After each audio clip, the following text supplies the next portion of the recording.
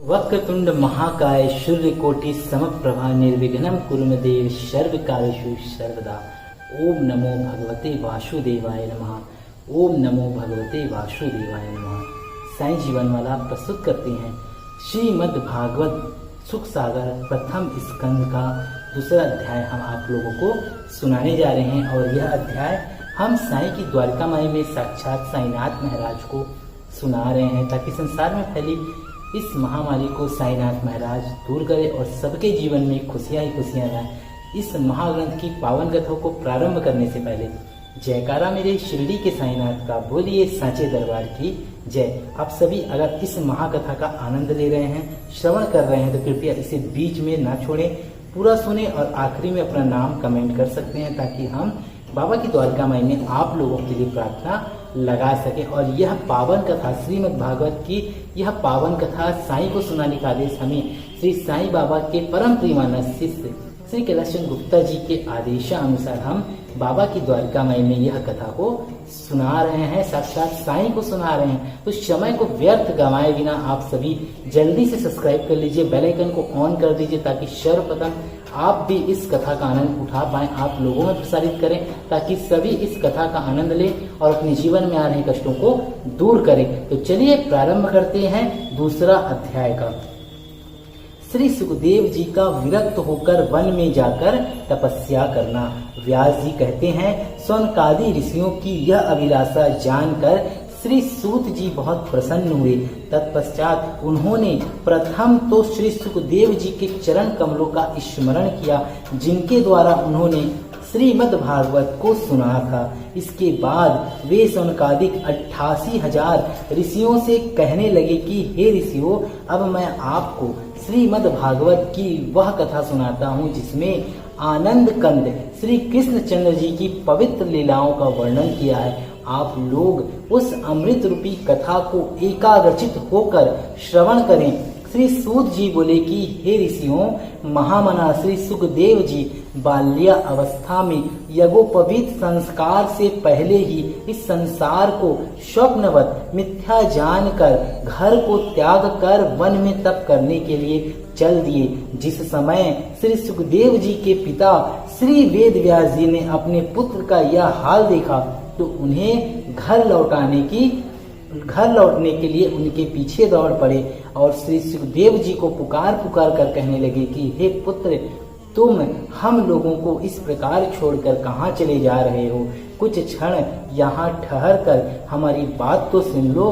किंतु श्री सुखदेव जी इस सांसारिक मोह से इतने विरक्त हो चुके थे कि उन्होंने अपने पिता व्यास जी को उत्तर देना भी उचित न समझा और वे निरंतर आगे ही बढ़ते गए तथा मन में यह विचार करते रहे कि देखो, वृद्धावस्था में भी मेरे पिता इस सांसारिक मोह माया में किस भांति फंसे हुए हैं। उस समय वन के वृक्षों ने श्री सुखदेव जी की तरफ से व्यास जी को यह उत्तर दिया कि हे मुनिवर, यह सब संसार स्वप्नवत है, यहाँ कोई किसी का पुत्र तथा पिता नहीं है। यह शरीर तो नाशवान है, जो बार बार जन्म तथा मृत्यु को प्राप्त होता है। इसके विपरीत जीवात्मा अमर है, जो न कभी मरता है न जीता है। अतः तुम्हें अपने पुत्र के जाने पर ऐसा शोक नहीं करना चाहिए। जब श्री सुखदेव जी वन में जा रहे थे, उस समय मार्ग में कुछ देवांगनाएं एक सरोवर में नहा रही थी। जिस समय से सुखदेव जी वहां होकर निकले, तो उन देव स्त्रियों ने उनसे कोई पर्दा न किया, परंतु थोड़ी देर बाद उनके पीछे पीछे जब वृद्ध व्यास जी वहां पहुंचे, तो उन स्त्रियों ने अपने अंगों को कपड़ों से ढक लिया। यह देखकर वेद व्यास जी ने उन स्त्रियों से पूछा कि मेरे युवा पुत्र के जाने पर तो आपने कोई पर्दा नहीं किया, परंतु मुझ वृद्ध के आने पर आपने पर्दा किया, इसका क्या कारण है? इस प्रश्न पर उन स्त्रियों ने उत्तर दिया कि आपके पुत्र सुखदेव जी परमहंस हैं, वह स्त्री पुरुष में कोई भेद नहीं समझते, परंतु आप इस भेद को अच्छी तरह जानते हैं, इसलिए हमने आपको देखकर अपने अंगों को वस्त्रों से ढक लिया और उनको देखकर हमने अपने अंगों को नहीं ढका। उन स्त्रियों के यह वचन को सुनकर श्री वेदव्यास जी ने अपने आश्रम को लौट आए। सूत जी के मुख से श्री सुखदेव जी की इस प्रकार प्रशंसा सुन शौनकादि ऋषियों ने पौराणिक सूत जी से पूछा कि हे महाराज, आप श्री सुखदेव जी की इतनी लोग उनकी महत्ता के संबंध में किसी तरह की शंका ना करें। सूत जी की यह वचन सुन सब ऋषि मुनियों को संदेह जा रहा। इतनी कथा सुनकर श्री सूत जी कहने लगे कि हे ऋषियों, इस कथा को सुनने से मनुष्य विरक्त एवं ज्ञानी होकर मोक्ष को प्राप्त हो जाता है। इसलिए मनुष्यों को चाहिए कि वह एकाग्र मन से श्रीमद् भागवत कथा को सुने और अपने मन को माया मोह से हटाकर श्री हरि भगवान के श्री चरणों में स्नेह करे।